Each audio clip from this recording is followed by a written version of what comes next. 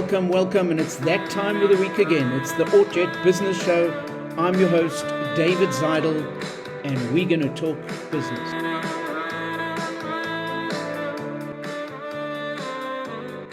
Tonight we're going to be speaking to Vincent Mosebe. He's a visionary, an entrepreneur, and the founder of Mosebe Enterprise. And he'll share his journey, and his journey is from tragedy to innovation. He's created an affordable, sustainable energy solution and bridging what we call the digital divide. So this is a portable solar power system. Vincent, thank you and welcome. It's a pleasure. And I'll come and find out your whole story just now. But as is tradition, we start off with a general business story.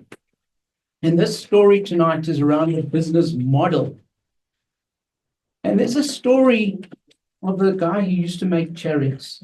Many years ago, before there were motor cars, he made these chariots and he made them for kings and queens. And they were wonderful chariots. And obviously, as the car started to being produced, his business slowed down a bit. And because his business slowed down, he decided to make it even more fancy.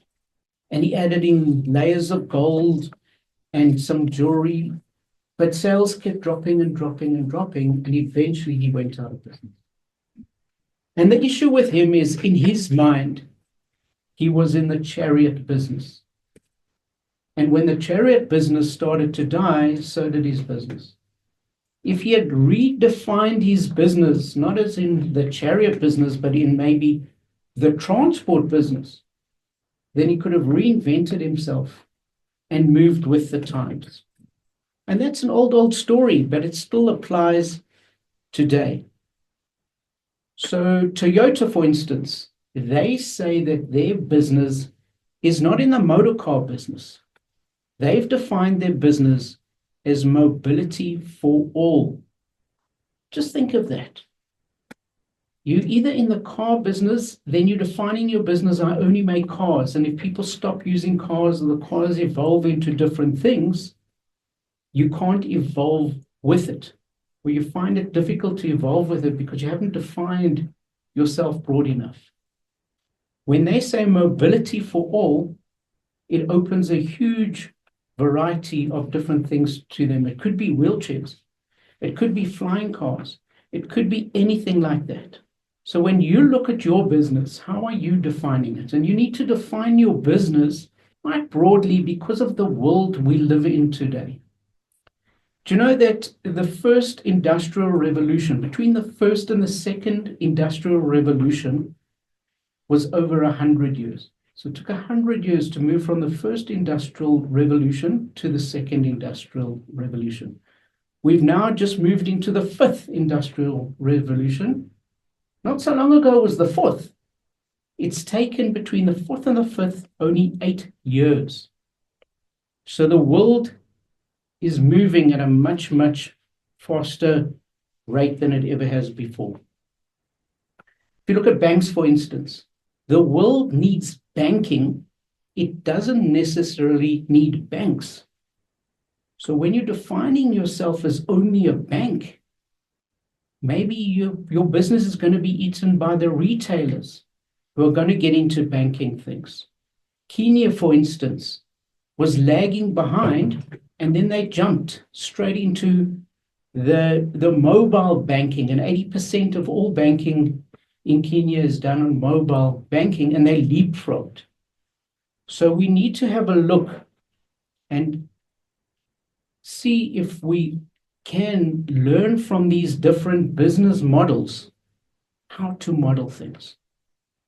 And even if it's in general things. So for instance, I've got 2 books that I've published. The one was published by Penguin Books, and the other one was published by myself, self-publishing. They're 2 books, both written by me, but those are 2 complete business models. Let me explain to you how they're different. The book that was published through Penguin Books, I remember I took the script, I took it to Penguin, they read it, they said, yes, we'll publish the book.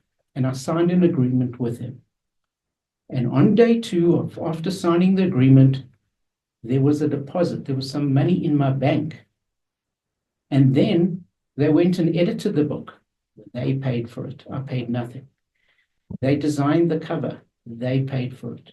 They sent it to the printers. They paid for it. Everything that they did, distribution, getting into bookstores, Penguin paid for it. And I had a guaranteed amount of money in my bank account. I then, with the other book, decided to self-publish. So I signed an agreement with myself. And then I quickly looked into my bank account and there was no money. And then I had to get an editor and it cost me money.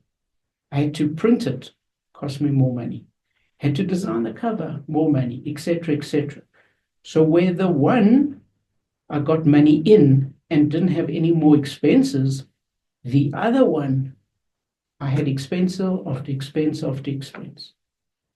What's the key difference?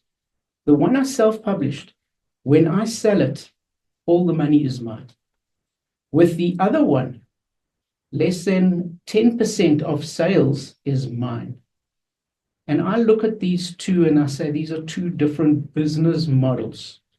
There's no right or wrong one. It depends on the circumstances that you're in.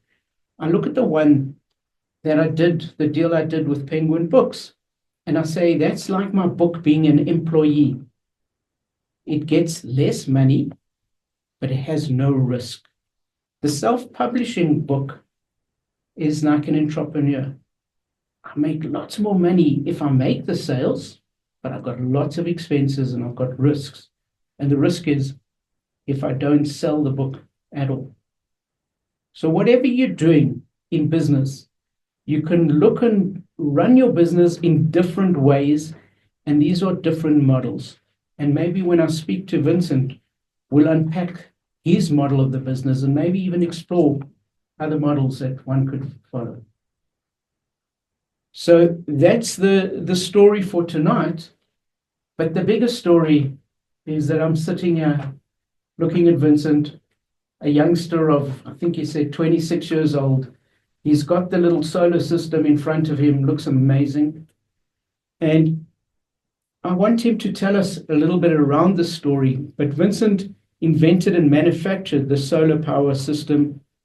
He's got 3 different versions of it. And he's even created some for cell phone towers. When things go down, it can power some of the cell phone towers. He's got a civil engineering background. And he got into this business because he actually himself experienced a shack fire. He actually got burnt a bit in the fire. And he realized there needs to be another solution where people are using this. And Vincent told me, and I was absolutely astounded, that there are on average 30 shack fires in South Africa every single day. Vincent has won a couple of awards with what he's created, and he actually uses the funding and the money that he makes from those rewards to keep the business going. So he builds these things from scrap pieces of electronics, and he'll tell us about that. And then he'll also talk and share with us his journey into now cryptocurrency and how he's funding it using cryptocurrency. So Vincent, we're going to listen to your story, but just after the ad break. Welcome back. I'm David Zidel. This is the Ort Jet Business Show, and I'm going to be talking to Vincent Mosebe about the solar systems. By the way, just that little story that I told you about the different models, if you like those kind of stories and you want to listen to some more, I have on YouTube a channel that says Random Thoughts of a Business School Lecturer. So if you're interested, you can Google that and listen to some of those stories. Just a little bit about Ort Jet. What does Ort Jet do? They don't just support businesses, they build success stories. They are a dynamic mentorship and training program that empowers entrepreneurs, business owners with skills, guidance, and the networks that they need to grow and thrive and create jobs. Ort Jet has helped literally thousands of entrepreneurs turn challenges into opportunities. So whether you're a startup, a growing business, or an industry leader, Ort Jet provides the tools to take you to the next level. So why don't you join Ort Jet? You can contact Helene or Tracy on 011 728 7154. That's 011 728 7154, or visit ortjet.org.za. Vincent, welcome. It's an honor to have me. Great that you're here.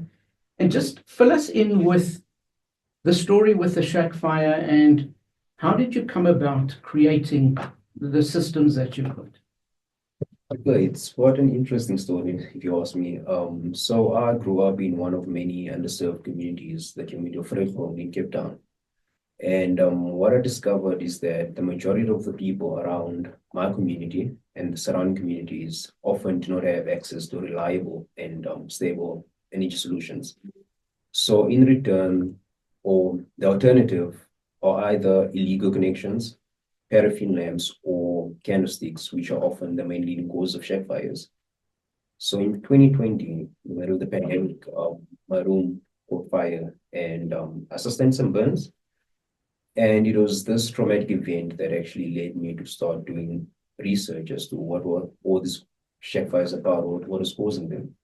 And it all boiled down to be energy poverty. So I was like, okay, what can I do as an individual? Because the government, yeah, they're doing what they can, but also failing us in return.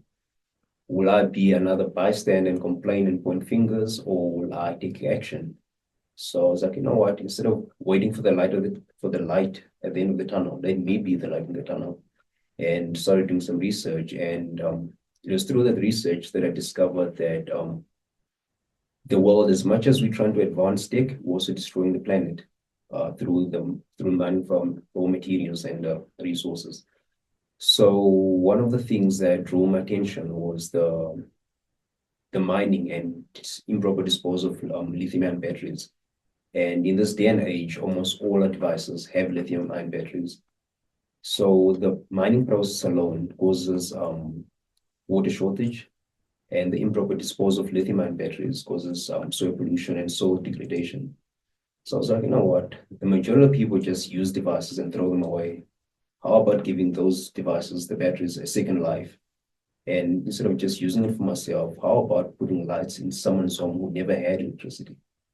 And that alone opens up a whole chain reaction of things and opportunities that they would have never had if they did not have electricity.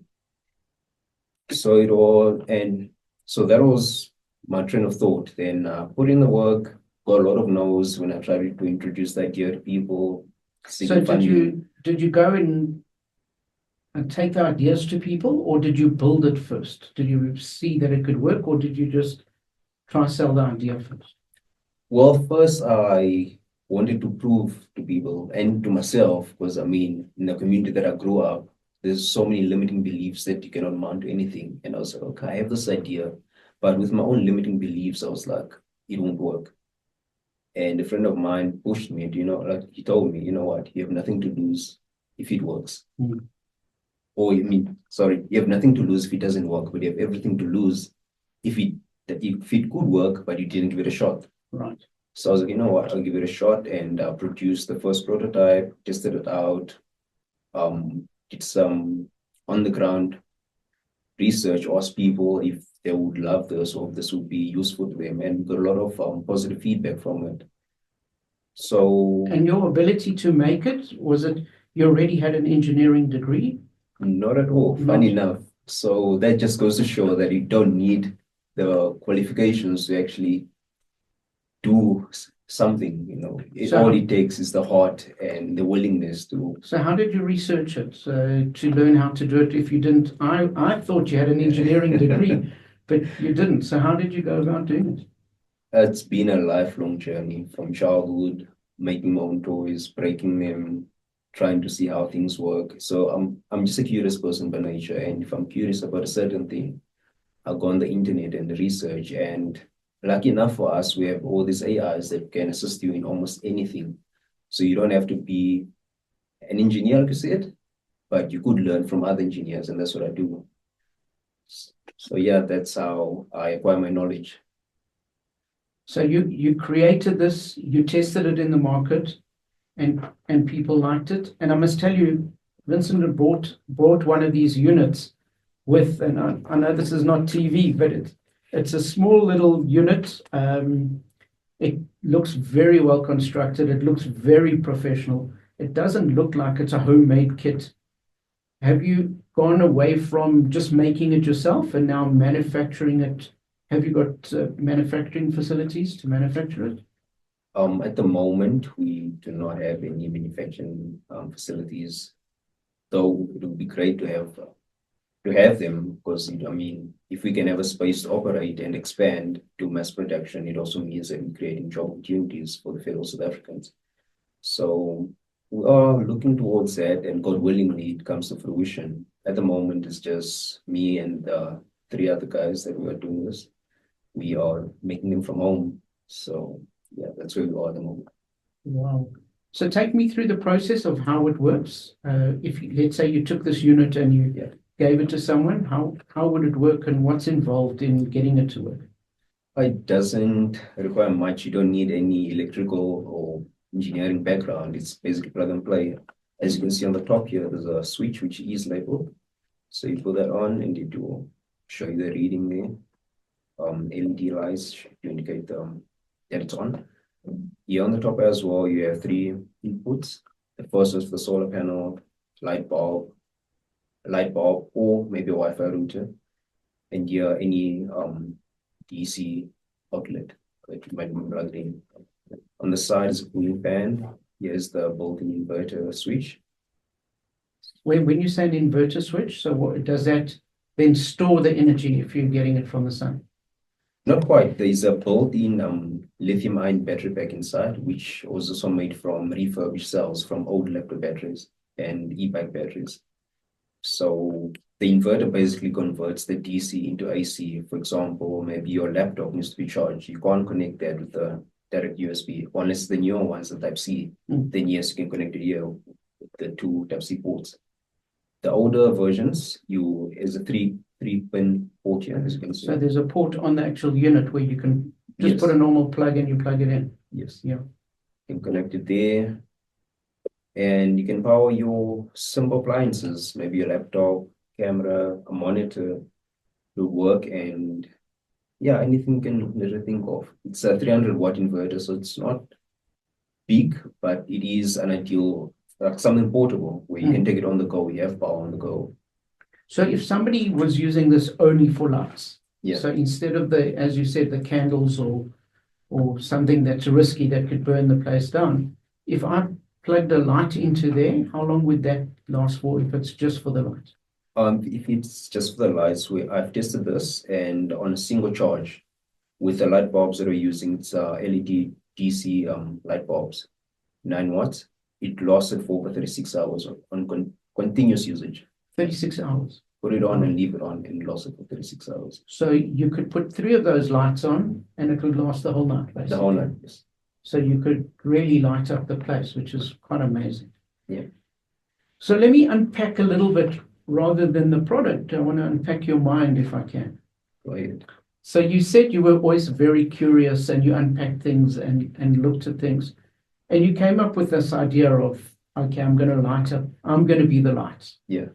How do you go from that thought and getting it to work to now creating really a business without, I don't know what, did you research on the internet how to run a business?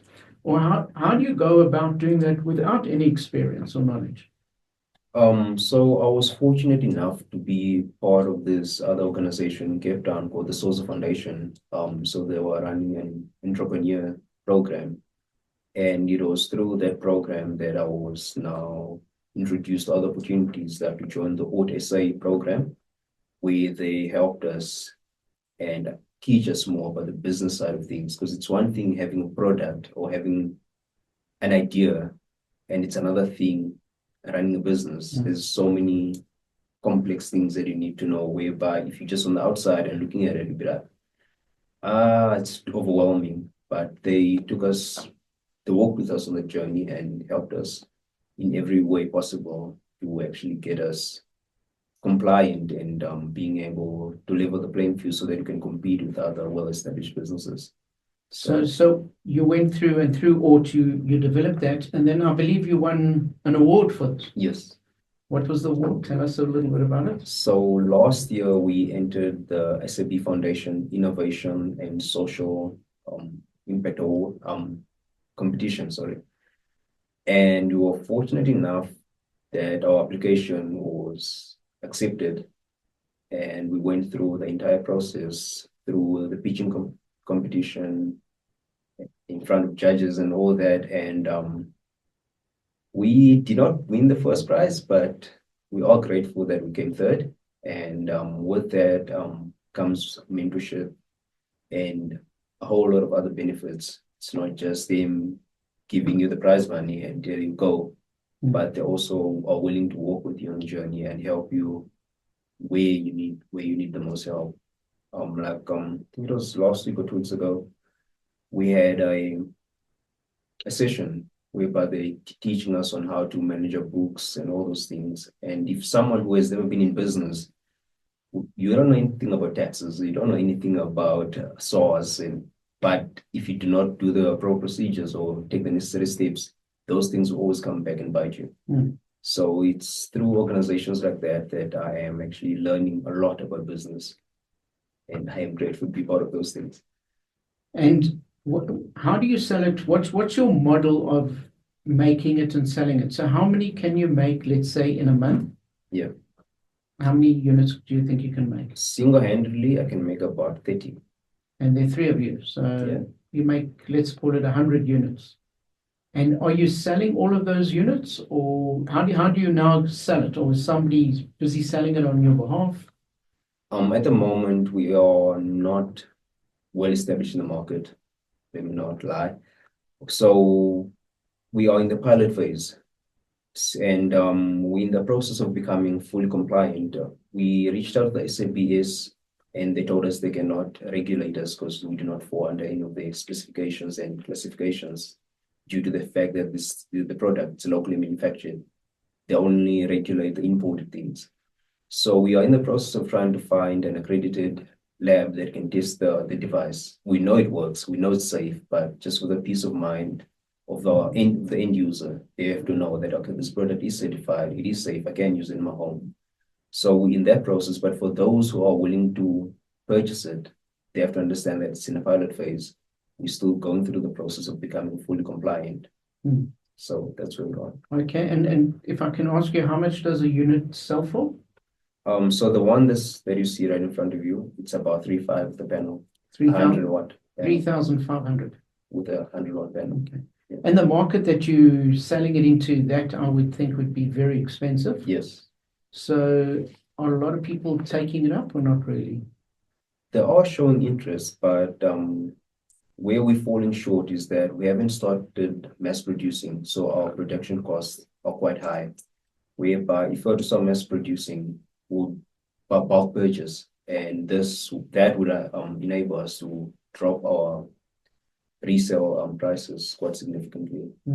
So with that, we're not making any excuses. We are looking for alternatives like having payment plans and so forth. So we are looking into that and the legal side of things, because we can't just say, here's the device, pay us per month. There are some legal steps that we need to take, and that's where we are trying to go through the necessary and the proper loops. And yeah. So I feel like I'm sitting on Shark Tank or Dragon's Den, where somebody is saying for a certain percentage you can run my business. If somebody said that they wanted to invest into your business and take a certain share of it, would you be open to something like that, or is it too early to look at that? I would be open to it on strict basis that our mission and vision aligns. Because I've had people who approach me wanting a percentage of the business, but then they wanted to deviate me from making the impact that I wanted and focus on a totally different customer segment. When I started this business, it was not just about making money, it was about changing people's lives. Like our slogan says, illuminating hope, transforming lives. I would like to impact other people's lives. Because I myself, I'm a living testament that it's in those places where people do not look at that love. That's where talent is. And one day I would like another Vincent or another Einstein, another Elon Musk to come out of those unfavorable circumstances, those underserved communities. So yeah, my focus is to make the impact that I initially envisioned. Mm. Yeah. The money is good, but the impact is I would like to invest more in the people themselves. So I think that's amazing, because if you've got a bigger purpose, then you've got more chance of success. Yeah. And we've had a few guests on the radio show over the last while, and the message that keeps coming through is don't chase the money. If you're doing good, the money will be the reward. And I think it's amazing to hear. And it's easy to say that when you've got money, but when you're still struggling along, and to stick to your purpose is amazing. And it shows that that's really a purpose that you're following and you believe in it. And I think I must encourage you to stick to it as much as you can. Thank you. I spoke about business models a little bit earlier. Another model of maybe how this could work is if maybe you've got a big corporation involved who would buy all the units from you, maybe brand it with their whatever their company is, and give it into whoever needs it. So either give it away or give it at a much lower price, because then they would get the advertising or the mileage or the BE mileage or the BE points or whatever it is through the product. Have you looked at different business models like that? I have considered that. And with that, like I previously said, we need to be compliant with certain things. Mm. And in our efforts of becoming compliant, I've just completed a SAP-year course. So just waiting for the results to come out. So if that does come out to be that we are compliant and we do receive the SAP-year certificate, it's a footstep in the right direction. Because now if you were to install maybe a solar panel on someone's roof, we can install it confidence, and they can also have a peace of mind that these are accredited installers. My house won't catch fire after they leave. And those corporates also wouldn't want to take on a project whereby they give out maybe, for example, 100 of these devices. They put in people's homes, and after that, they catch fire, or that would damage their reputation and their image. So we are doing what we can. But if people were to approach us, we do not mind. We would embrace that. And we don't have to be the face of it, as long as the devices end up in the homes of those who need it most. It's not about who's on the front cover or whoever. For me, it's all about the impact. Mm. Yeah. Fantastic. And the amazing story is that you're open to these different options, but you're sticking to what you want, and you want to create that different. You want to be the difference. And creating that. So if there's any business out there where you think you might want to partner with somebody like this, you can hear the amazing ethics and the desire to make a difference, which is incredible in our country. If you're wondering who I'm talking to Vincent Mosebe, created a portable solar power station, and he's hoping to make a difference in the lives of people and actually to light up their lives. And we're going to continue the conversation after that. Welcome back. I'm David Zidel. I'm talking to Vincent Mosebe. This is the Ort Jet Business Show. And we're talking about his business where they manufacture portable solar power station. Just during the break, Vincent was talking about something about the digital divide. And I wasn't quite sure what he's referring to. So do you want to tell me what is this digital divide? Well, in a nutshell, I would say having access to the internet. And with that, there's a whole lot of things that comes with having access to the internet. Education opportunities, employment, and so forth. And the majority of the people do not have that access. And data nowadays is quite expensive. So my company partnered up with another company from another township who also trying to impact and better the lives of others. So we partnered up And our partnership is basically hand in glove type of partnership whereby they provide the internet and we provide the power. So even those are people who never had electricity can now have internet in their homes with the help of our devices, of course. So students can now, they won't have to go out there at internet cafes, pay a ridiculous amount of money for maybe 5, 10, 15 minutes of internet. They can have internet in their own homes. So it's those type of things that, yeah, keeps me going. And I love the analogy of hand in glove because you're giving the power really back to the people. Where Exactly. it's the power and then the internet together. So you're giving them the full solution. Yeah. That's amazing. And then you also, there's something that says here that we need to hear about your exciting journey into cryptocurrency and your vision for economic empowerment through technology. Just explain the cryptocurrency point of it. Okay, so as much as people may try to deny or fight the fact that we are moving into a cashless society, in one way or the other, it will happen. So it's better for us to actually be prepared than get slapped in the face when they actually drop the cash. So with that, I decided to dive into the world of crypto, and we developed by we, I mean myself, developed our own cryptocurrency called the M token. So the whole purpose behind the token at the moment is to encourage people to start recycling. As things are at the moment, from what I've seen, I'm speaking from for myself and from my own personal experience, is that recycling centers are the only ones that benefits, not the people bringing the recycled materials. I've seen a recycling center whereby people brought scrap and they give them eggs in return, which is not a fair trade. So what I'm trying to do is encourage people to recycle. So basically, for example, if you recycle a battery pack, a lithium-ion battery pack, you get a crypto. You can either trade it, exchange it, or do whatever it is that you please with it.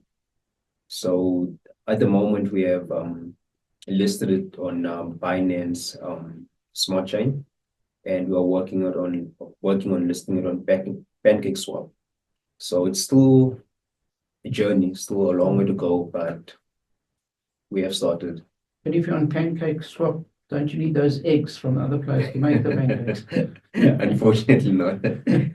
I mean, I'm listening to you and I'm like blown away. I'm astounded. Like, I see myself as generally well educated, and I don't know half the things that you're talking about, especially with the cryptocurrency. And I mean, you're expanding way beyond most people. Is this a desire that you always have for knowledge? Where does this desire to learn and venture into places that other people are scared to venture into? Well, the advantage that I have right now is that I haven't grown, the business hasn't grown to an extent whereby we are fearful of taking risks. So while we're still small, trying to explore in all these different departments, whereby we know, okay, if we fail, we'll learn from the mistake and it won't really cost us much. Whereby bigger corporates maybe diving into crypto, they're scared that, okay, what if it doesn't work? That's millions down the drain. So we are trying to maximize what we have, even though we are lacking the necessary resources to do what we want to do, but we're using whatever we can get our hands on and getting the job done basically. So if the crypto work, not if it will work,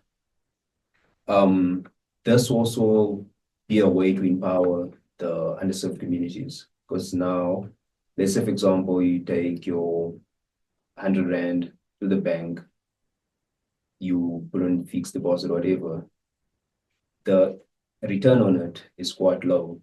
Whereby if you take the crypto that we developed, let's say you invested for 180 days, you get about 45% on top of what you put in. It's called stacking crypto. So who pays that extra 45%? It's a complex thing. So How do I break it If down you in simple stack it form? on, if you stack it on top of each other, it sounds like a pyramid. It sounds like a pyramid scheme. No, it's not. It's what's currently happening with the blockchain and all those things. So Mm. I'll send you a breakdown of how everything works and stuff. I'd love to learn about Yeah. this. So you've created the crypto token Yeah. that people can buy and they can trade. Yes. But it can go up and down. Is that right? Or is it only goes up? Well, the good thing with the crypto is that unlike the traditional currency whereby it's detected by someone else that, okay, the rand is worth this much. With the crypto, the people holding the crypto can decide and vote that, okay, we feel that this crypto can be worth so much. And through that vote, they can detect the price. So it's not someone else, I come to you and give you this and tell you this is so much, even though, for example, let's say Africa, we have all the resources, gold, what, but the African currency is quite low compared to the overseas currency. Why is that? So we want to, grab the power back and empower ourselves. We call the shots, we detect where this goes, and that's our idea behind the cryptocurrency. And is it limited on how many tokens you'll be printing in its lifetime, or can you just keep printing more and more tokens? No, there will be a limit because things that are easily accessible, they lose value. So at the beginning, I'm planning on maybe minting starting off maybe with 500,000 coins. Then over time, they get burned. And the scarcity of the token increases its value. So yeah, And how do you mine it? I mean, blockchain. blockchain. Okay, Yeah. so you need, but you need the power to be able to mine it. Not quite. Huh? Not quite. The best part about it is that I built it on top Ethereum. So I don't need all those fancy computing powers and all those huge facilities. Yeah. Leveraged. So it's like a version of Ethereum, Yes. which is it's got its own audience, etc. But this is more of a South African version. Wow, that's fascinating. Yeah. So what I want to ask you next is related to your parents and your background, and how did you grow up? As you said, you even said it, you said not if, but when. Like that confidence that things will work. So I'm going to ask you about that, but after the break. Welcome back to the Ort Jet Business Show. I'm David Zidel. I'm talking to Vincent Mosebe, and he's explaining the portable solar power stations and cryptocurrencies and how he developed something from very little background. And you wouldn't think that somebody who comes from a shack somewhere can think of this and create this, because you're limited to the resources that you have and the ability that you have. By the way, if you have any questions that you want to ask, you can WhatsApp us on 061 895 1019. That's 061 895 1019. If you want to ask Vincent anything or have any interesting questions for him. But Vincent, just before the break, I said to you, you come from a sector where we wouldn't expect this to come from that. Just unpack, where do you think it comes from? Is it from your parents? Is it from your grandparents? Where does this ability come from? Were your parents in business for themselves, or this entrepreneurial spirit, and also this confidence that you have that no matter what you do, it will work? Okay, so I would say the entrepreneur side came from my mom. She was running creche and all that. The confidence came about life experiences, and also what my mom taught me, that the only person that can make or break you is you, not an external person. And that also, from the religious point of view, that the tongue is a very powerful thing. Whatever you speak can manifest into the physical world. So I tend to watch what I say most of the times, not always, but most of the times. And speaking negatively about yourself or about your own life will attract the negativity. So I should, whatever I do, even if I'm not sure what I'm doing, I do it with confidence, and surely enough, it always work out. So I believe the man above He's working overtime. Wow, that's Yeah. amazing.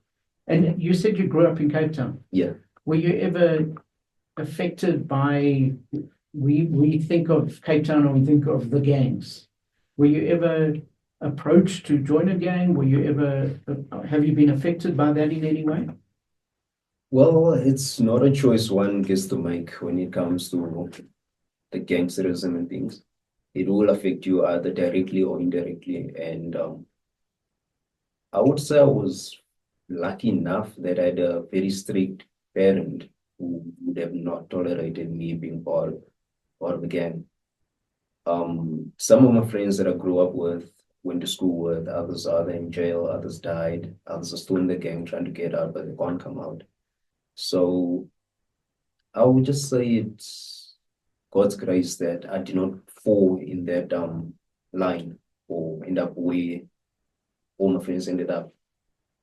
It's not that I'm special or anything. I just believe that God has a purpose for me and He has put me on the path and He will do whatever it is for me to fulfill that purpose. So I can't really say much about the gangs. Yeah. And your purpose at the end, you said it's to help people, but Yeah. if you had to shine a light on that purpose, just unpack why you're doing this. Just unpack that purpose for us. What's driving you? Well, I would say growing up not having much actually puts you in a position whereby gives you a heart of wanting to help the next person. Well, that's for me, because I've seen the disadvantages of what people go through and the implications of what not having energy brings.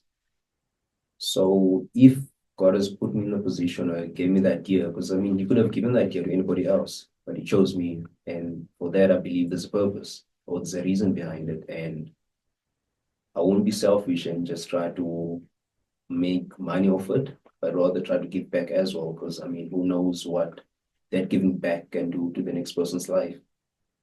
So yeah. So you want to pay it forward, and hopefully the next person, as you said, you'll create the next Vincent, and they'll create the next Vincent, and you'll become invincible. I think it's quite amazing that you actually tried something that didn't exist. You created it yourself. For the listeners over there, I promise you, if you're listening to me and you look at this device, you would not think that it's made non-professionally. It looks very professional. It looks amazing. And the fact that it can run 3 light bulbs for the whole night and light up someone's life is incredible. So Vincent, thank you for being on the Ort Jet Business Show. And one last question to you. Yeah. Your vision for the future for Vincent. Yeah. What will it look like in 5 or 10 years' time? That is quite interesting. So what I envision is to have our own Mosebe Academy, whereby we groom young minds into becoming the next big thing, innovators. Because we have this misconception or this information that has been given to us from a young age that we as Africans, we are only consumers. And I would like to change that. I would love to change that type of mindset that we can also be producers. We can also become manufacturers. Because if you look down the history lane, Egypt and all those great civilizations, they're the ones who taught the rest of the world mathematics, astrology, and all those things. But what happened between that time and now, whereby we just forgot everything and we are just consumers, cannot produce anything. So I would like to maybe, I would say, reverse that type of mindset or whatever happened and make the Africans remember who they are. That we can be great things, we can do great things, we can be great people, and we can innovate. So there are a lot of things that I've envisioned or I'm envisioning in the next 10 years. Another one will be released in about 2 months. We should be releasing our own AI. It's called Luminous. So like ChatGPT, but it's a different version. This one you can video call it and have conversation like you would have with a fellow human being.